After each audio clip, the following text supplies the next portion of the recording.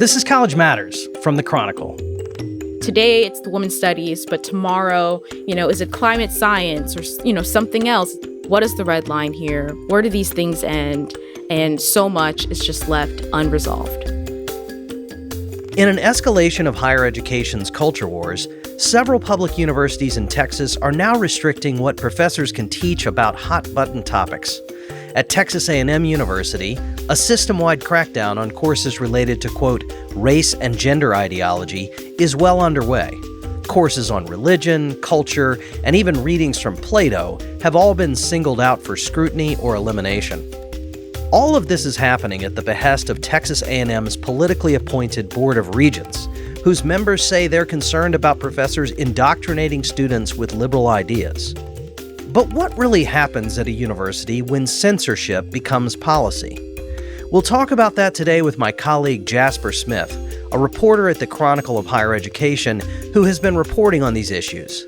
And later, we'll hear from Martin Peterson, a philosophy professor at Texas A&M, who was recently told that readings from Plato's Symposium ran afoul of the university's teaching restrictions.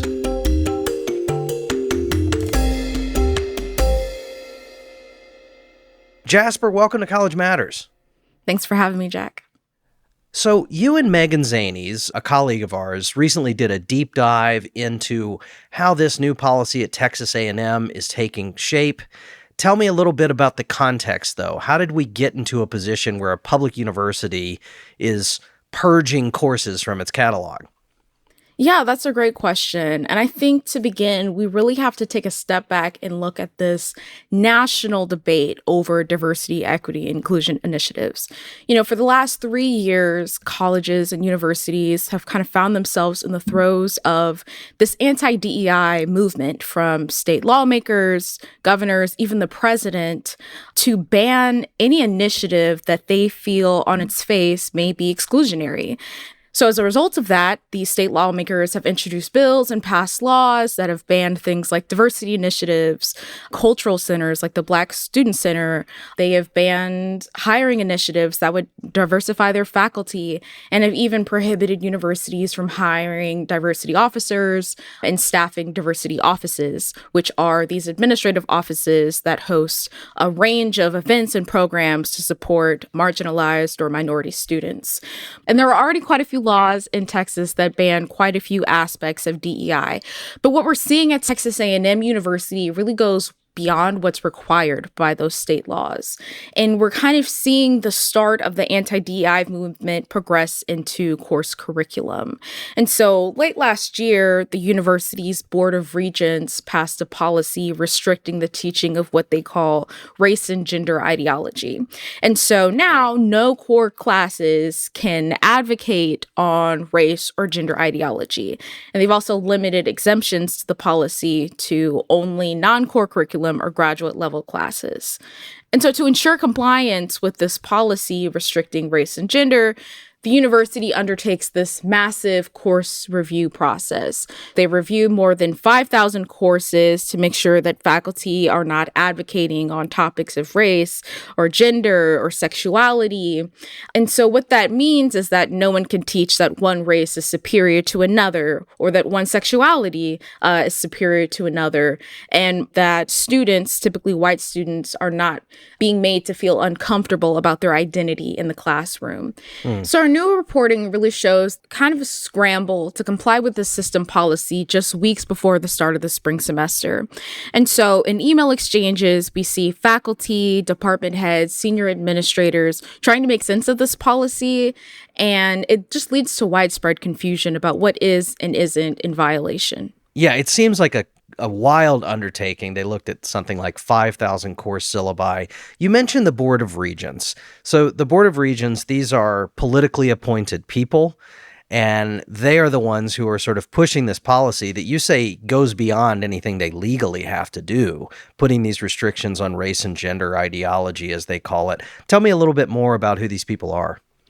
Yeah, so the Board of Regents, like you said, are political appointees, and they set the policy of the university. And I think it's important for people to understand that all of the current regents were appointed by Governor Greg Abbott, who was a Republican in Texas, who's very critical of diversity, equity, inclusion initiatives. And so you have these politically appointed regents that are, in a lot of ways, acting on behalf of the governor's wishes when it comes to eliminating diversity, equity, inclusion out of Texas University, specifically Texas A&M in this case. These restrictions on teaching have been implemented gradually over time, but was there an inciting incident? How did we get here?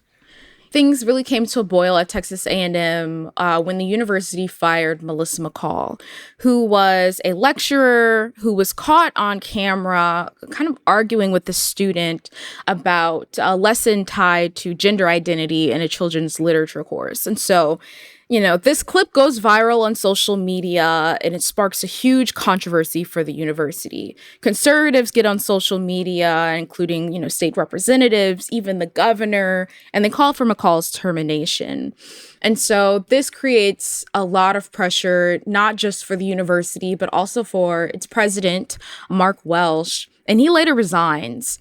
And so what I think that this incident, has come to symbolize for a lot of conservatives is just this idea that colleges and universities have become this place that is filled with unchecked leftist ideology, and that students are coming to classes and being indoctrinated on things like sexuality or, what they call transgender ideology, and just things that they didn't necessarily sign their students up for when they sent them to college. And so after McCall, the university begins reviewing every course to make sure that topics like this are not happening in classes that have nothing to do with race, gender, or ethnic studies. Right. And we should say that Melissa McCall has filed a lawsuit about her dismissal, and that is still ongoing. But she definitely becomes sort of the poster child, I think, in the court of public opinion of this is what professors are doing in these classes. They're forcing these ideas down the throats of unsuspecting students. She obviously has a very different take on what happened there, but that is certainly what the regents took from it. You, in your reporting with Megan, obtained some email records that you've alluded to that kind of take us behind the scenes of what was happening at Texas A&M once the board was saying, hey, go audit all of these courses, see if there's any of this race, gender ideology business. What did these records reveal to you that maybe you didn't know before? One thing that was just really revelatory in this process was seeing just how confused even university leaders are. I mean, these are department heads. These are deans. These are the people that are supposed to have the answers for faculty on how to implement this policy and what is in violation and what isn't. And what these email exchanges show is questions about very specific things in courses. So, they give out these flow charts that leave faculty with more questions than answers. And it leads to a lot of frustration from the faculty. I think what's important for people to understand is that faculty are often seen as the experts in their field. And so now they're faced with this course review process that has them justifying elements of their curriculum that they feel is foundational to their discipline. And so, unsurprisingly, I think this leads to a lot of accusations that we see in these email exchanges. Faculty are accusing the deans of targeting the humanities courses, that they're doing the regents' bidding by interpreting the law differently than some of the other colleges.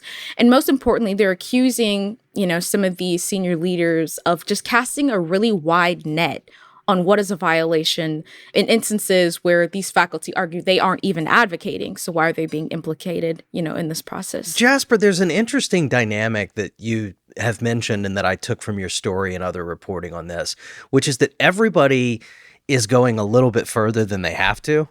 You could say that the regents are doing that. So there was a Senate bill, I think is it 37? Do I have that right? Yes. Senate SB Bill 37 that initially said all kinds of things about we're going to ban and restrict teaching around race and gender. All that stuff got excised from that bill by the time it passed. But it sort of seeded the ground for this is where the legislature kind of wants things to go. This is where the state is politically. And so regents and others who have a say in university life started adding restrictions that they weren't exactly legally obligated to do. What your emails show is that deans and department chairs following those marching orders were maybe going a little bit further than even they had to do. So if everybody goes a little bit further, it's not hard to see how you might find yourself in a very restricted academic environment where anything that might be controversial just isn't worth the trouble. Is that your sense? Yeah, definitely. It just speaks to this overall environment of overcompliance that we're seeing in higher education right now. These department heads, just like the academic associate deans above them, they have jobs to do. They do have to answer to this policy. And for some of them, they're weighing, well, what is our appetite for risk? What can we allow to go through this course review process and what can't we? But ultimately, I think it comes at the expense of, faculty morale and faculty feeling like they are losing their academic freedoms and their ability to teach the way that they know how and the way that they've been instructed to. And so I think it just creates overall a lot of chaos, a lot of confusion and frustration about, all of the things that this policy is going to limit. So we have these concerns about overcompliance and preemptive obedience, if you will, certainly confusion about what is and isn't allowable. Do any specific exchanges, though, stick out to you as revelatory in these records that you obtained? Yeah, I would say the example that comes to mind is with the head of the sociology department, Jennifer Glanville, in her exchange with several deans about the future of the Introduction to Race and Ethnicity course. So this is a course that wrestles with societal problems and really explores how race intersects with them. And so Glanville, has questions about the readings in this course. She's asking specifically if, the students will be able to read about white privilege, about statements on white people. Can they talk about how stereotypes about Black people found in medical literature written by white people have impacted the state of Black health? And so these deans aren't able to get back to her right away. And we see in exchanges that they're discussing amongst themselves what to do. And there's not really a clear answer right away. But at the end of the day, we saw that this course was ultimately eliminated. Wow. All right. Well, we know that this process has had some real tangible results. In addition to the courses you mentioned, the university has discontinued its bachelor's degree and graduate certificate program in women's and gender studies. The university said there was limited interest in those programs, but of course we also know that there's a lot of conservative antipathy toward these disciplines. Do we know overall how many courses were actually eliminated through this process, though? Yes. So out of 5,400 courses, just 6 were eliminated, including this Introduction to Race and Ethnicity course. Another thing that we've learned throughout this process and throughout all of our reporting is that, like we said, faculty can apply for exemptions, which go all the way up to the president. But in about 4 dozen of those were ultimately granted out of the 5,400 courses that were reviewed. But what we don't know is how many courses were altered, how many courses were changed out of core curriculum. And so one person who has a really strong opinion about this is Leonard Bright, and he's the president of the university's chapter of the American Association of University Professors. And so, how he puts it is that the concern here isn't the number of course cancellations, but it's the hundreds of courses that have been watered down, that have been altered, and it really speaks to the fear of these faculty in trying to comply with this policy. And so while we have this number of courses that have been eliminated, we don't know the full extent of how the curriculum at Texas A&M has been changed. So, Jasper, what are defenders of this policy saying? So defenders of this policy say that it's about protecting the marketability of the college degree and that colleges have become hostile to conservative viewpoints. And so December of last year, I spoke to Brandon Creighton, who is the author of SB 37, which is the bill that all of these universities are citing as the reason for implementing these policies restricting course curriculum on race and gender. And so Brandon Creighton, who now serves as the chancellor of the Texas Tech University system, he feels... Wait a minute. So the guy who was the author of the bill that everyone is citing for these restrictions is now running a university? Yes. And that is what has so many faculty up in arms, because they feel that Creighton is implementing a version of SB 37 that was not passed into law. Okay, so we've got a former state lawmaker turned university system chancellor. So what's his argument? So what Brandon Creighton says is that these policies are in the spirit of the law, that you can use common sense surrounding anti-DEI legislation in Texas and come up with policies like we're seeing at Texas A&M, at Texas Tech University. And I've spoken to other defenders of this policy that, like I've kind of mentioned before, feel that this is about protecting students from being indoctrinated by this leftist ideology under the guise of diversity, equity, and inclusion. So all in all, they feel that universities have become this place that aren't preparing students for real world jobs, and that so many of these courses focusing on race or critical race theory or gender ideology and sexuality have gotten in the way of what college to them is really supposed to be about, which is about preparing tomorrow's workforce. You're now carrying a degree from Texas, and we're worried that the CEO of some company is going to say, oh, now you have all these crazy leftist ideas that you're going to try to bring into my company. People like Creighton are saying, we want to signal to industry that that's not what happens at our universities. Yes, exactly. That's his argument. Jasper, there's so much to this story. There are questions about censorship. There are questions about the limits of the law. There are questions about the limits of policy. But I wonder what your bigger take is on this. Where do you see this story going, and why do you think it's important? Well, I think the thing that really stands out to me is just the progression of like this anti-DEI movement and the scrutiny that faculty are faced with. I think even the concept of a DEI course is really sticking with me. Like, what does that mean? You know, all of that is relatively new. Like, these are sociology courses. These are Black studies classes. These are philosophy classes. You know, these are disciplines that have existed in academia for a very long time. And so what people are really concerned about is like, well, what is the red line? Where does this stop? And also just the fact that no faculty wants to be a target. Nobody wants to be the next Melissa McCall. And so, you know, it's kind of given them no option but to comply or lose their jobs. And so those are things that are sticking out, but also the fact that this is not unique to Texas. We are seeing what is being described as these censorship bills and policies in a lot of different states, including West Virginia and Idaho and Kentucky. There are universities in these states that are doing these really exhaustive course reviews. And so these are the things that we are watching going forward here at the Chronicle. But I think the overall question is like, what's next? Today, it's the women's studies, but tomorrow, you know, is it climate science or, you know, something else? What is the red line here? Where do these things end? And so much is just left unresolved. Well, Jasper, thanks so much for coming on the show. I really appreciate it. Thanks so much, Jack. Anytime you start censoring what people can teach in this country, there's concern that it will go too far. And that's how a lot of people felt in January when a Texas A&M professor said he'd been barred from teaching the works of an ancient Greek philosopher. After the break, we'll hear from Martin Peterson, the professor who says his university censored Plato.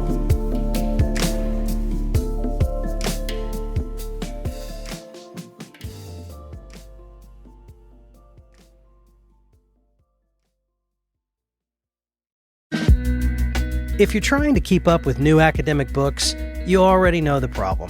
There's more coming out than anyone can possibly read. That's why New Books Network is the best resource for scholars and deep readers to keep up with new research and writing in their field. New Books Network is a massive collection of long-form interviews with scholars and authors, almost 30,000 conversations on the site across history, politics, literature, science, you name it. You'll hear directly from the authors who lay out their arguments and research methods. New Books Network also works closely with academic publishers, including partnerships with Princeton University Press, Oxford University Press, and MIT Press. So it's a great way to stay current with the kinds of books that shape actual conversations in higher ed.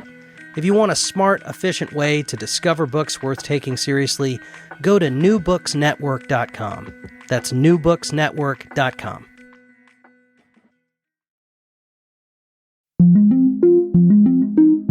Martin Peterson, I wanted to bring you on the show because you've become something of a poster child in this larger national debate over censorship in higher education.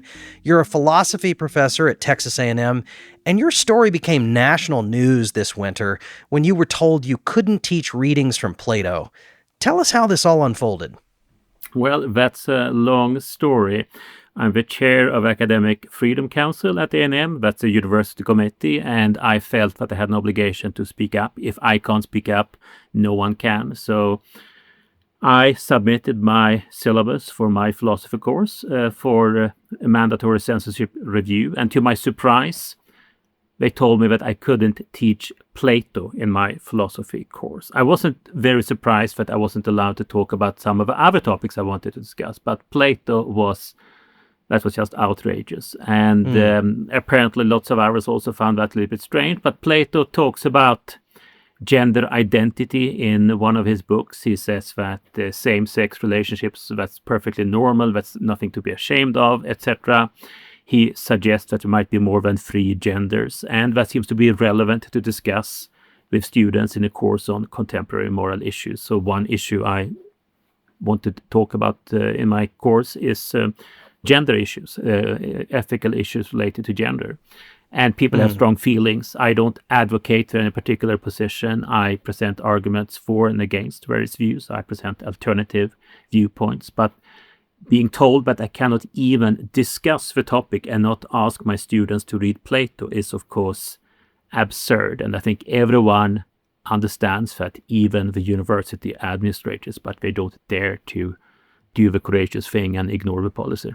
So as part of this review of courses, you were told either get rid of these readings from Plato or you're not teaching this course? Correct. It was not a friendly email. It was an email that the head had discussed with the dean. I have met with the dean and my department head since then. I also met with the president and the provost of the university, and the decision stands. You said it was not a friendly email?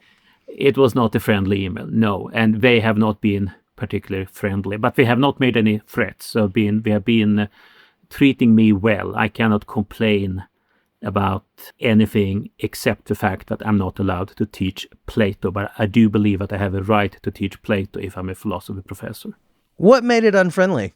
The tone and the lack of willingness to discuss. We could perhaps have worked out a reasonable compromise. There isn't so much to compromise about here, but there could have been some wiggle room. For example, the department head could have said, well, no one really knows for sure what Plato meant. People disagree about what Plato meant. So because we don't know for sure that this is race or gender ideology, you can teach it, Martin. But she didn't say that.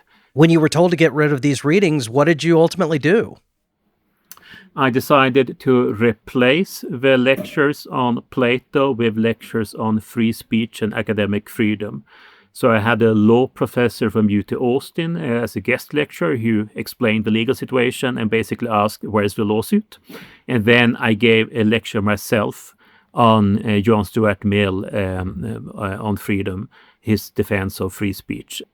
Did this feel at all like you were settling, backing down from a fight? No, I'm not really backing down. I've had several meetings with the dean and the semester isn't over. We have something coming up on Monday. I haven't made up my mind whether I'm going to censor my slides or use the slides I used in 2024. I'm in touch with the lawyers. This is bizarre. I'm asking lawyers to review my slides before I teach. But the big decision is, am I willing to risk my career at A&M or not? And I just haven't made up my mind yet. I will figure that out in the coming days. I think that you galvanized the country in a way, Martin. This story really took off, and it's a hell of a headline. The university bans Plato. But I have wondered if you were in any way courting controversy. You knew the university was censoring race and gender ideology. Your syllabus had a section labeled race and gender ideology. Were you looking for a fight? Yes and no. So let's be a little bit nuanced here. I'm the chair of Academic Freedom Council. I told the provost at the winter reception, very posh reception, that I wanted to test the waters, right? They have to censor me. I'm not going to do any self-censorship. But I have taught this course in the past. I submitted almost the same version of my syllabus. The only significant change was the fact that I replaced a Supreme Court ruling, the 2015 ruling that legalized same-sex marriage, which I taught in the past, with Plato, thinking that Plato couldn't possibly be controversial in a philosophy course. But I wasn't surprised that they decided to censor the other material on race and gender ideology. But was there any part of you that said, aha, this is going to expose the absurdity of these restrictions? The first part, sure. I expected to be censored, but only the part that was not about Plato. I was genuinely surprised that we censored Plato, and that also became the headline, right? That's what the distinction being that the part you thought would be censored was part of your syllabus saying, I'm going to teach about race and gender ideology. You didn't think the reading from the symposium was going to be excised. Correct. And I'm just updating the terminology to the terminology that the university is using. So I used to call that race and gender issues, but they now call it race and gender ideology. But it certainly put a target on your back, no question. Absolutely, absolutely. I agree with you on that. But still, if that had been the only thing they had censored, I don't think anyone would have cared that much. This became a national story because they censored Plato, and because it's obviously absurd. It's perhaps, well, I still think it would have been absurd to censor a reasonable discussion about race and gender issues. That's something that we need to talk about in the US. Do you think there's any sense that maybe you've made Plato a little cooler than he was before all this? Plato is a really cool guy. He has always been really, really cool. But we should keep in mind that Plato was not defending democracy. He might very well have been okay with being censored, right? Plato in the Republic claims that the elite, the philosopher kings, should rule the country, and free speech is not something that Plato cares very much about. But we care about free speech, and we want to be free to talk about him and discuss his ideas, especially in philosophy class. You're blowing my mind. Plato, the notorious bootlicker, was not aware of this reputation. So I want to go bigger picture with you. I've been talking with colleagues about the censoring of different courses at Texas A&M and other institutions in Texas, and it's got me wondering about the idea of a global university.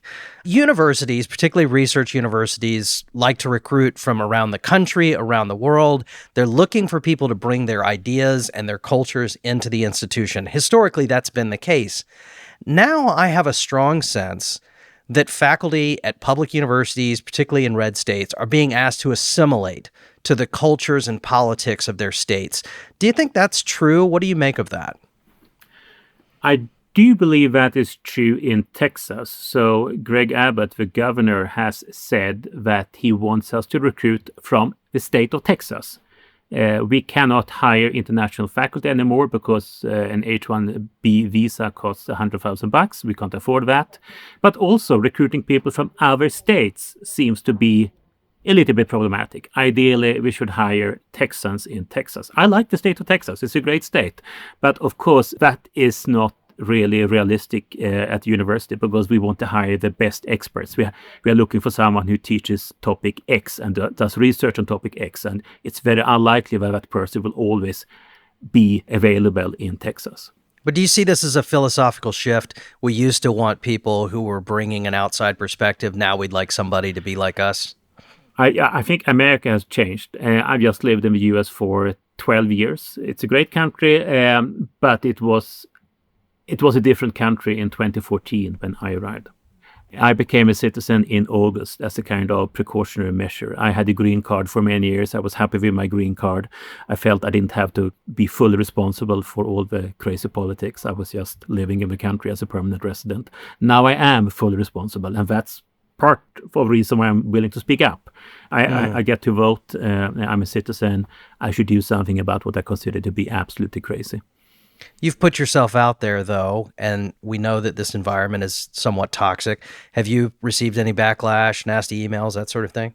I've received about 200 positive emails and one negative email. I'm really sorry about that, Martin.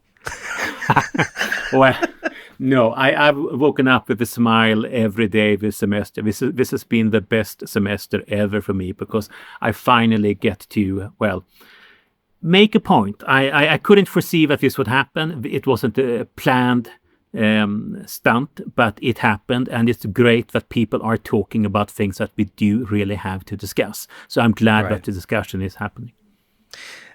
I want you to look into the future just a little bit. What we're seeing in the practical implementation of Regents' policy around restricting teaching is that this is a hassle. It's a hassle to teach about race and gender at Texas A&M right now. It's a hassle probably to hire somebody who wants to teach about race and gender in Texas.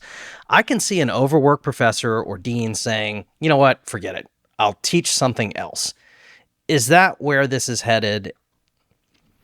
I think that's exactly what they want to happen. That's their grand plan, to get people to censor themselves. They don't want to fight with the administration. Most faculty just want to focus on their classes and do their research. And if they don't have to talk about sensitive topics, they will avoid it. And unfortunately, very few people are willing to take risks. I could have been fired. That was something I was well aware of. My wife told me that she was willing to live in a tent. So I decided to go ahead with this and speak with, I don't know how many. This is interview number 35 or 36, I can't remember. And of course, the university doesn't like the publicity. The president told me when we met that he was not happy about this, and he was talking about his own emotions. He can, of course, say that, but he made no threats. The tragedy is not that I don't get to teach about Plato. That's bad. That's a violation of my constitutional rights. But the big tragedy is, of course, that many professors who need to talk about race and gender issues and sexual orientation, etc., can't do that. Nurses, for example, they need to hear about how you deal with all kinds of patients, and they can't have those conversations. That's very difficult for them. Sociology, how can you teach sociology if you aren't allowed to teach about race and gender? History, racism is a big part of the history of the United States. Of course, you must be able to talk about that. So all those courses that are being cancelled or modified or self-censored, that's the real tragedy here. And I think it's just a disaster. And this is just the beginning. It will get worse. I've been told that I have to submit my syllabus for the fall semester before the 31st of March. So they have almost half a year to censor my syllabus for the next semester. All right. Well, Martin, I think because of you, Plato is so back. So thank you so much. Yeah, thanks for having me.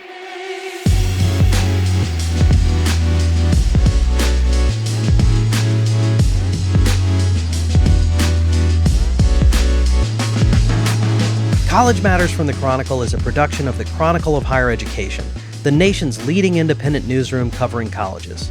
If you like the show, please leave us a review or invite a friend to listen.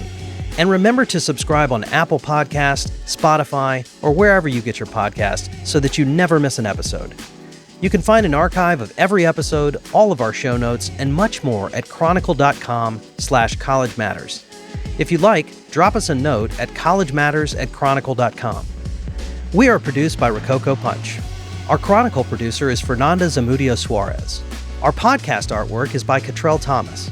Special thanks to our colleagues Brock Reed, Sarah Brown, Carmen Mendoza, Ron Coddington, Joshua Hatch, and all of the people at the Chronicle who make this show possible. I'm Jack Stripling. Thanks for listening.